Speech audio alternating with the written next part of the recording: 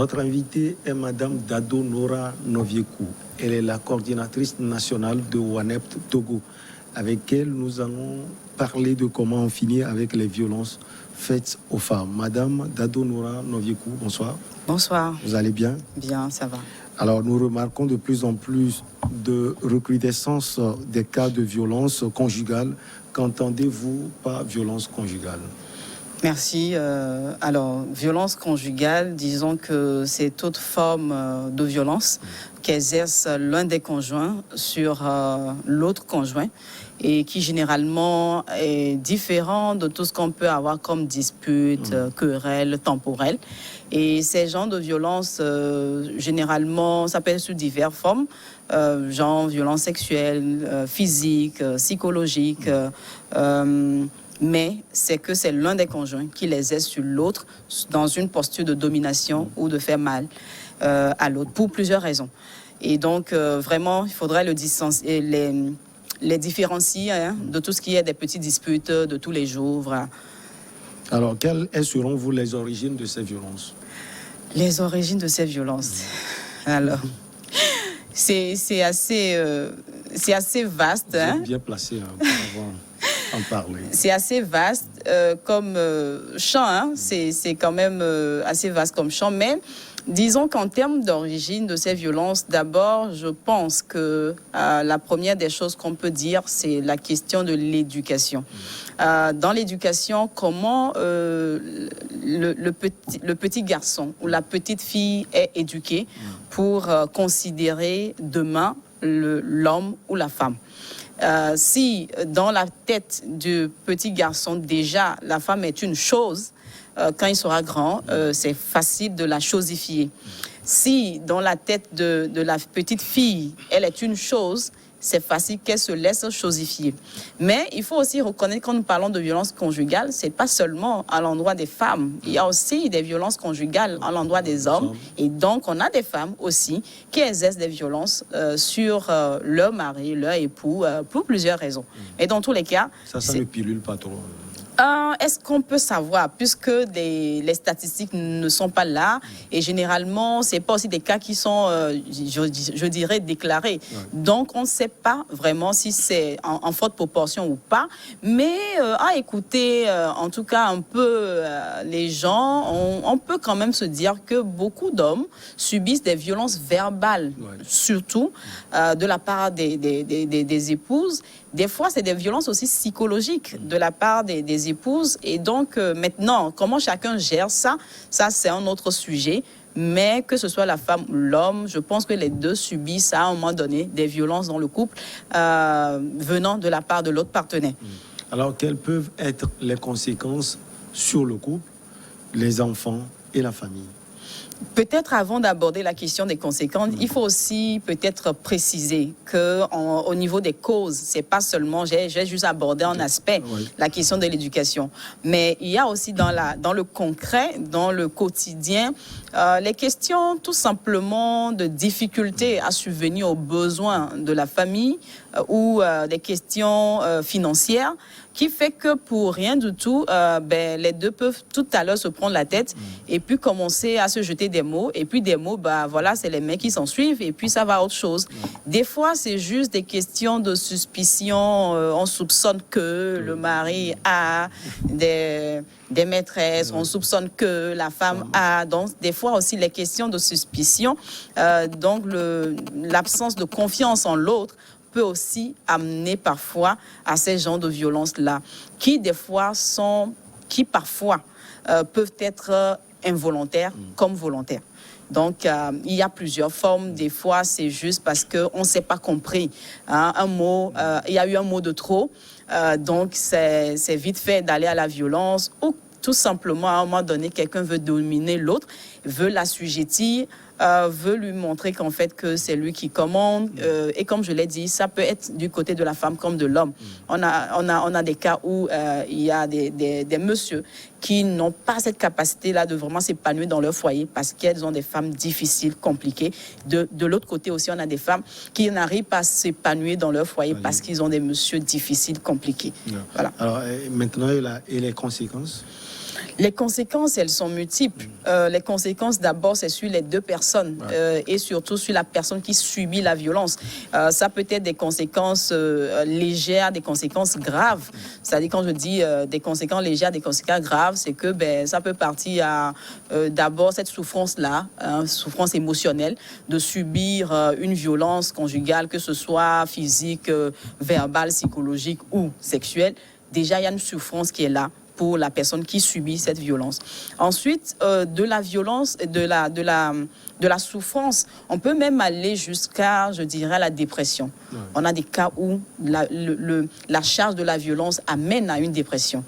D'autres cas, c'est carrément la mort. Parce qu'il y a un coup qui est parti, mais ça a été un coup fatal. Ouais. Il y a des gens où, dans des disputes, ils ont voulu juste pousser le monsieur ou la dame. Ouais. C'était le dernier geste. Et c'est fini. Donc, des fois, ça peut être dramatique. Et puis, au-delà, il y a aussi les enfants.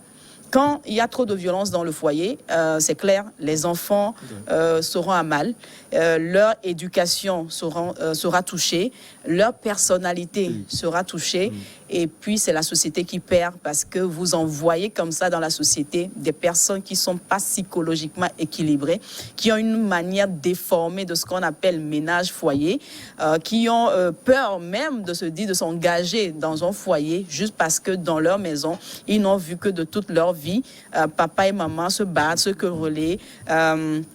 Et donc, pour eux, c'est vraiment des ratés, en fait. Et ces personnes partant avec des images erronées de ce qu'est un environnement familial, ne peuvent pas donner quelque chose de très bon dans la société du moment où ils ne feront que répliquer un peu. Pour certains, il y a d'autres qui répliquent carrément.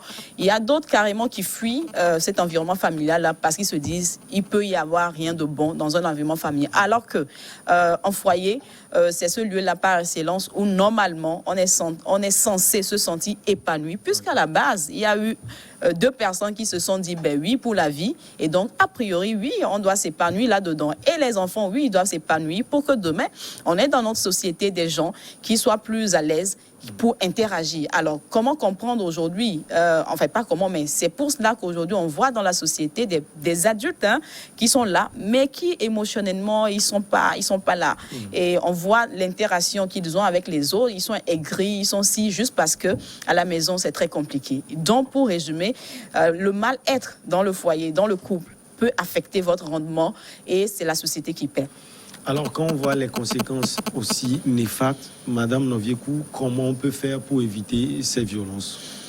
Comment faire pour éviter ces violences? Je me dis déjà, il faut qu'on revoie l'éducation de base. L'éducation de base où tout être humain doit être valorisé, doit être respecté, doit être apprécié pour ce qu'il est. Cet être-là, doté de raison, doté de potentialité. Donc, il n'y a pas en fait à chosifier quoi que ce soit. L'être humain a une dignité en fait à prévaloir. Et donc, dans l'éducation de base, il faut faire comprendre aux petits garçons, à la petite fille, que qu'on soit homme ou femme, il y a un minimum de droits qui est donné à tous. Droit à la parole, droit de dire par moment si on n'est pas d'accord sur quelque chose, droit de donner son avis. Donc ça veut dire que le petit enfant, quand il sera grand, comprend que oui, dans une interaction humaine, on peut avoir des contradictions. Mais c'est pas pour autant pour dire qu'on est des ennemis. C'est pas pour autant pour dire c'est ma logique qui passe. Non, il y aura de la tolérance. C'est pas pour autant pour dire que l'autre n'a pas droit à la parole. Non, chacun a droit de pouvoir dire comment il voit les choses. Donc, l'éducation de base est fondamentale. Pour la petite fille aussi, il est clair qu'on doit davantage lui apprendre dans cette socialisation-là qu'on a à lui offrir que dans ton rôle de main, de femme au foyer, il y a un certain nombre de règles dans la société. Il y a une manière de parler à ton époux, il y a une manière de porter tes soucis même si tu n'es pas d'accord, et il y a une manière aussi de te valoriser toi-même. Donc c'est plein de choses à la fois. Et puis autre chose, quoi faire, je pense que c'est aussi l'individu qui doit travailler sur lui-même pour se dire, il y a des gens qui sont assez colériques et puis ils disent je suis comme ça. Non, on ne peut pas être colérique et puis dire on est comme ça. c'est vrai, c'est une situation qui est là, mais si on veut, on peut changer, s'améliorer. On a des foyers où c'est des coups toutes les je sais pas, à la minute, c'est pour rien du tout, on s'enflamme, alors que ben non, il faut apprendre à se maîtriser, à surpasser certaines choses. On a aussi des fois où c'est des mots, ce n'est pas des coups, mais c'est des mots. Mais ces mots-là font plus mal que des coups, c'est-à-dire c'est des insultes, c'est des dénigrements. Non, on doit les corriger. Donc, et puis, pour finir, ben, il faut bâtir une relation de confiance dans le foyer. Parce que s'il y a la confiance, quelqu'un ne va pas soupçonner que, ben, il y a ci, il y a ça, et puis de dispute en dispute, ça rentre dans autre chose. Non. Donc, je crois que la question des violences conjugales, c'est plusieurs choses à la fois, mais on peut essayer de les travailler, on peut essayer de les corriger pour qu'il y ait un épanouissement dans le foyer. Parce qu'encore une fois, ça n'a pas de sens de rentrer dans une relation et de ne pas s'y épanouir. Ça n'a pas de sens. Ça n'a pas de sens de rentrer dans une relation et puis de vouloir opprimer l'autre. Ça n'a pas de sens. Donc, c'est à chacun de voir comment il considère l'autre qui est son partenaire en réalité de vie dans le foyer. Est-ce que c'est un objet? Est-ce que c'est un sous-homme? Mais non, il y a une complémentarité. Ça n'annule en rien je dirais, la règle des rôles dans le foyer où, oui, l'homme est le chef de famille, où il a une responsabilité, mais la femme qui est là n'est pas moins humain que l'homme. Donc, la dame aussi doit comprendre qu'on est là pour se compléter. Et il y a une manière de parler. Parce que parfois aussi, il faut le reconnaître, il y a certaines dames qui sont assez terribles, ou même dans le parler déjà, ça ne peut qu'aboutir à la violence. Donc, c'est à chacun de vraiment prendre ses responsabilités et de se dire qu'on a besoin de construire un ménage équilibré pour que demain, les enfants puissent s'épanouir et que nous-mêmes, déjà, qui sommes dans le foyer, pouvons mieux nous épanouir. Donc, on ne doit pas cautionner les violences conjugales sur n'importe quelle forme. On ne doit pas les cautionner parce que ça fait du bien à personne. Vous avez donné tellement de conseils, mais vous portez également l'étiquette de la coordinatrice nationale de WANEP Togo. Vous êtes également femme au foyer. D'autres conseils au couple? Merci. Les conseils, je pense que j'ai dit l'essentiel. J'ai dit l'essentiel, c'est tout simplement vivre de façon épanouie dans son foyer, et que chacun puisse prendre ses responsabilités. Il peut y arriver des moments d'incompréhension, et là je prends la casquette de la coordinatrice nationale qui travaille sur les questions de paix et qui voudrait aussi sensibiliser à ce que quand il y a un problème, qu'on prenne le temps de comprendre le problème. Parce que généralement, c'est les incompréhensions qui amènent tout ça. On ne prend pas le temps de comprendre le problème. Quand il y a un problème, prenons le temps de comprendre. Telle personne a agi comme ceci, certainement il a des raisons, mais prenons le temps de lui laisser le temps de s'exprimer, de s'expliquer, et puis ensemble, dans une posture de tolérance, on essaie de se comprendre. Mais quand on est trop pressé, on est trop exigeant sur des choses, parfois il y a des choses qui échappent, et après on pense avoir raison, mais alors que peut-être que non, il n'en est rien. Donc des fois, c'est juste des questions d'incompréhension, des questions aussi, parfois aussi c'est une question de personnalité. Il y a des gens qui sont de nature à dominer, à oppresser, des fois sans le savoir. Et ça, il faut voir des psychologues. Il y a des gens, c'est vrai, il y a des gens qui oppriment sans savoir qu'ils sont en train d'opprimer. Ils étouffent sans savoir qu'ils sont en train d'étouffer. Et quand on demande, on dit, mais non, en fait, c'est pas ce que je voulais faire. Mais en fait, oui, c'est pas ce que tu voulais faire. Mais voilà que tu opprimes l'autre, tu attristes, en fait, jusqu'à ce qu'à un moment donné, l'autre est isolé. Il est dans le foyer, mais il ou elle est dans le foyer, mais en fait ne vit pas, souffre. Et il n'y a pas de raison d'être dans une relation de souffrir. Ça n'a pas de sens. Du moment où à la base, les deux se sont accordés pour dire oui, on veut vivre quelque chose de bien, on doit pouvoir lutter pour ça. Donc oui, il y a besoin de pouvoir se dire à un moment donné, si on a des problèmes psychologiques, de voir un psychologue. Quand on dit on a des problèmes psychologiques, c'est pas forcément que on fait une grande dépression ou bien non. Des fois, la personnalité de l'être humain peut être incompatible avec l'autre personnalité. Donc, c'est au psychologue de vous amener. Et ça, il faut aller vers ce que les gens appellent la thérapie du couple pour vous accompagner à régler ensemble. Mais là encore, il faut avoir la volonté parce qu'on peut faire une thérapie de couple si tu n'as pas la volonté de rendre l'autre heureux ou heureuse. Ça ne va rien donner. Donc, oui, quelque part, je pense que si j'ai un grand conseil, c'est que chacun travaille pour être la paix pour l'autre. Et comme disait frère Roger de Thésée, il dit que la paix de notre cœur, il dit la paix de notre cœur rend la vie belle à ceux qui nous entourent. Donc, si on veut que les gens qui sont autour de nous soient épanouis, ça commence à l'intérieur de nous-mêmes. Est-ce qu'on est en paix avec nous-mêmes? Est-ce qu'on est en paix avec les autres? Et si chacun fait l'effort d'être en paix avec l'autre, je crois qu'en fait, les violences seront réduites. Oui. Voilà. Alors, Madame Noviekou, nous avons appris que dans le cadre du projet Éducation à la paix et à la non-violence et à la justice sociale, vous avez eu à former 163 médiateurs locaux à Kpalimé. C'est quoi concrètement? D'accord, en fait, c'est un projet qui, à la base, visait les enfants. Et l'idée, là, c'était d'installer dans des écoles des clubs de paix. Alors, non seulement à Kpalimé, mais aussi à Lomé. Kpalimé et Lomé. Voilà, oui, vous avez la bonne information. C'est à Kpalimé et Lomé. Donc, l'idée, c'est de vraiment voir comment éduquer le petit enfant, la petite fille, le petit garçon déjà à adopter les valeurs de paix, à pouvoir demain devenir l'artisan de paix que nous souhaitons tous, puisque déjà c'est plus facile en fait pour l'enfant de pouvoir, c'est plus facile pour l'adulte de modeler l'enfant quand il est petit. Mais quand il devient grand, c'est plus compliqué de dire à une personne très âgée déjà de changer de comportement et tout. Non, les valeurs, c'est déjà dans l'enfance. Et les psychologues ont dit c'est avant 6 ans. Donc, nous avons fait l'expérience dans le préscolaire. Mais on s'est rendu compte que les enfants, à la base, oui, comprennent ce qu'on leur dit à l'école avec le sketch et tout. Mais une fois qu'ils rentrent à la maison, ils ont d'autres tableaux, d'autres schémas qui, en fait, sont contraires à tout ce qu'on leur a appris à l'école, donc des schémas de violence. Et donc, là, il fallait engager les parents dans le processus en les formant, en les accompagnant.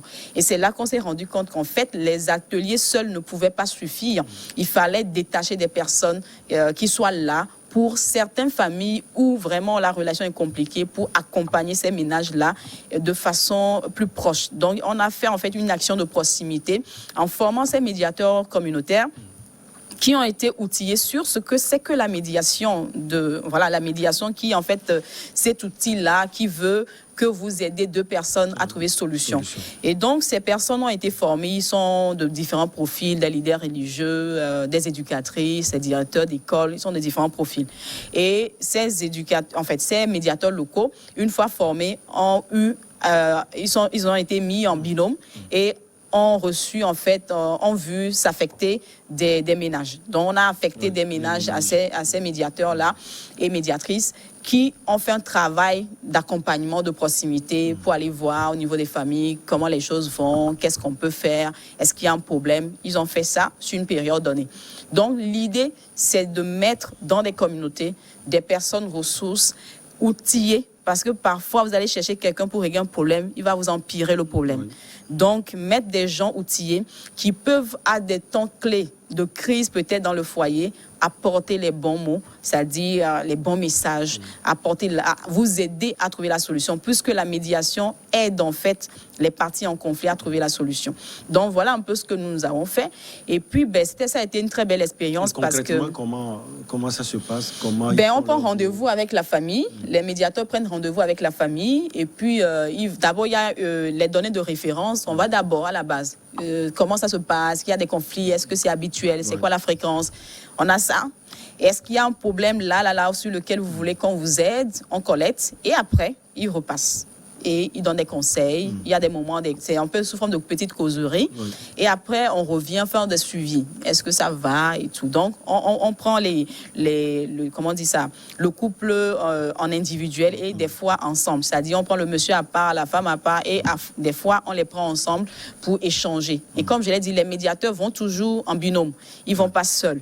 Ils vont toujours à deux pour échanger avec les personnes ciblées pour cette expérience-là. Et ça a été intéressant parce que parfois, c'est juste que tu as besoin d'être coaché sur quelques astuces pour que tu aies une vie de famille en paix.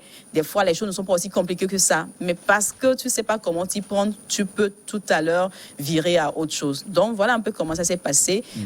Surtout, c'est Kpalimé qui avait eu plus de médiateurs au regard du fait que le projet avait plus d'écoles dans la région, dans la localité. Alors, au-delà des actions menées dans le cadre de ce projet, quelles autres actions mettent en œuvre les organisations de la société civile, en particulier au WANEP Togo? Par rapport aux questions de violence, voilà. Mais nous, c'est vrai, à la base, nous sommes sur les questions de paix et sécurité. Donc, de façon globale, tout ce qui concerne la paix, oui, on en parle, mais c'est vrai aussi qu'on va un peu au niveau local, c'est-à-dire que pas seulement au niveau à l'échelle nationale, mais on va aussi au niveau local pour nous... pour travailler sur les questions au niveau des familles, puisqu'encore une fois, la cellule familiale, c'est cette cellule-là justement qui est en fait le reflet de la société. Et quand les bases sont faussées dans la cellule familiale, il est difficile demain d'espérer une société où les gens sont épris de valeurs de tolérance et autres. Donc forcément, il faut investir davantage sur les familles. Et donc l'éducation familiale, le vivre ensemble, ça doit commencer dans les familles. Donc nous, à part ces petites initiatives de médiateurs locaux, de façon globale, nos actions à la base touchent les acteurs communautaires. Et dans nos formations, nous choisissons bien nos thématiques. Et à chaque fois, nous amenons les gens à voir qu'en fait, ce que nous donnons comme module doit être expérimenté déjà à la famille. Et dans toutes les formations que nous faisons, nous attirons l'attention des participants sur le fait que ce qu'on leur demande, ce n'est pas de changer le monde, mais de commencer à se changer et à l'expérimenter dans leur famille et dans leur lieu de travail. Et si chacun faisait ainsi, oui, on pourra changer la société. Donc, voilà ce que nous faisons, où nous responsabilisons, si vous voulez, les bénéficiaires de nos actions pour qu'ils comprennent que la violence sous toutes ses formes n'est pas normale. Maintenant, selon les ateliers, selon les projets, on met l'accent sur une forme de violence donnée. Mais de façon globale, c'est les modules que nous donnons amènent les uns et les autres à être des agents pacifiques, à gérer autrement les choses, parce que nous faisons beaucoup de formations sur l'analyse de conflits, où quand un problème vient, on ne se précipite pas pour le régler. On essaie d'abord de le comprendre. Et maintenant, pour le comprendre, il y a des manières de faire aussi. Et donc, ça s'apprend. Ce n'est pas, on ne se décrète pas spécialiste en gestion de conflits. Et donc, c'est tout ça que nous faisons, où nous amenons, je dirais, l'individu à être maître de sa vie en tant qu'artisan de paix. Donc, au-delà, c'est vrai, c'est pas seulement WANEP, il y a des structures qui sont spécialisées sur les questions des conflits conjugaux, comme GF2D, WILDAF et bien d'autres, qui vraiment, eux, font vraiment de l'écoute. Voilà, c'est ça qu'ils font chaque jour. Mais nous, ce n'est pas, c'est pas spécifique, c'est pas spécifique. Toutefois, il nous arrive de travailler sur des cas comme ça, comme par exemple aussi des cas d'abus sexuels, voilà, en milieu scolaire et autres, mais de façon globale, tout ce que nous donnons comme livrable, normalement, permet aux gens de savoir comment s'y prendre avec l'autre, comment interagir avec son vis-à-vis, pour qu'il y ait plus de paix, qu'il y ait moins de problèmes. Donc, pour ça, les valeurs de tolérance sont toujours dans nos thématiques. Le respect de la diversité culturelle est là, le respect même des avis, parce que oui, on ne va pas avoir les mêmes avis, on verra forcément les choses de différentes manières. Même notre éducation de base fait que, c'est sûr, on ne sera pas d'accord sur tout. Notre origine fait qu'on ne sera pas d'accord. Notre religion, tout ça là fait qu'en fait, on doit comprendre que il y aura des moments où on ne sera pas d'accord, mais on doit avoir la manière de dire et de ne pas dire et de ne pas forcément aller vers la violence. Donc, on doit avoir la manière de gérer nos différends sans pour autant aller à la violence. Ça veut dire qu'en fait, le conflit sera toujours là. Mais ce que nous luttons à faire, c'est que même si le conflit venait, nous ne devons pas aller à la violence. Voilà. Parce que la violence n'est pas égale à conflit.